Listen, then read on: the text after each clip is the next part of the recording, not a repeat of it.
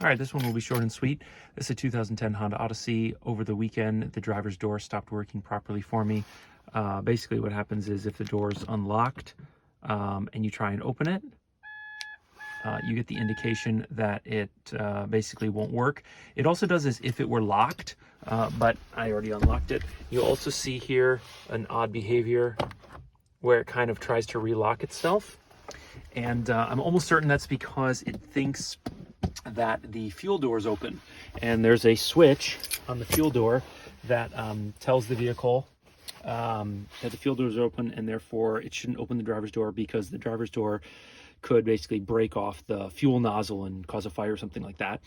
And the reason I think that is because there's a switch in the fuel door that I've pushed before, and you can hear the driver's door locking and unlocking. And so I sort of knew that behavior, and then when this started happening, it didn't do that. So we'll see. One of these pry tools is really nice for this job, although you can use several tools. You want to pry out the rear speaker cover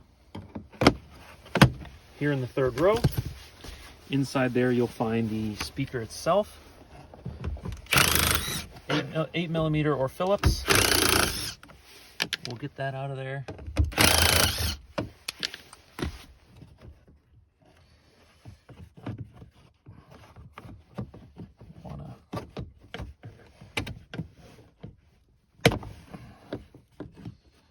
It's a little bit fiddly.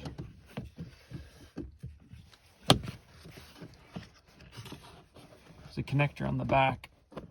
Just be gentle not to destroy it.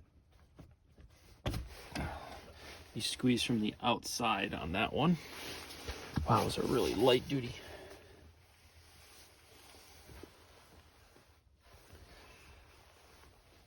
Yep. So this is what I thought happened based on what I had read about on the internet. See if I can show you. So down in there, you will see that cable. Oh, it's gonna be hard for me to. Basically right there, that guy. And that ferrule has become disconnected from that black housing over there. So that's the switch. And so now when the fuel door closes, that cable just moves back and forth. Now at the end of this cable is an electrical connector, and I'm gonna show you the next. All right, so this may look a little intimidating to you, but it's actually not that complicated of a process. You have to remove this back panel here. There's two little hand screw deals like this. You have to remove the spare tire, which is something any owner is able to do to get to the spare tire, so that's pretty easy. And then you have to remove the side panel. To remove the side panel, you'll need to remove the 3 seatbelt anchors, which are all 14mm. There's one there, there's one at the base, and then there's one back here. And then the rest is just these little push pins that you just have to pull and kind of finagle a little bit. It's not too big of a job. It's one of those jobs that can be kind of frustrating because you can get defeated by a little piece of plastic, and that can really annoy a person. But as I showed last night, basically this cable right there has separated, and that cable runs right here. They're connected to one another. And if you just disconnect this switch and everything starts working again, then that's a confirmation that that's your problem. Obviously, in this case, we have a visual indicator, but basically, when this is connected, I'll just show you really quick. Basically, when this is connected, because that cable has moved, it thinks that the fuel door is open. Because the fuel door is open, or it thinks it's open, it won't work. So I'll just shut it. So it basically always tries to relock itself, and it won't work.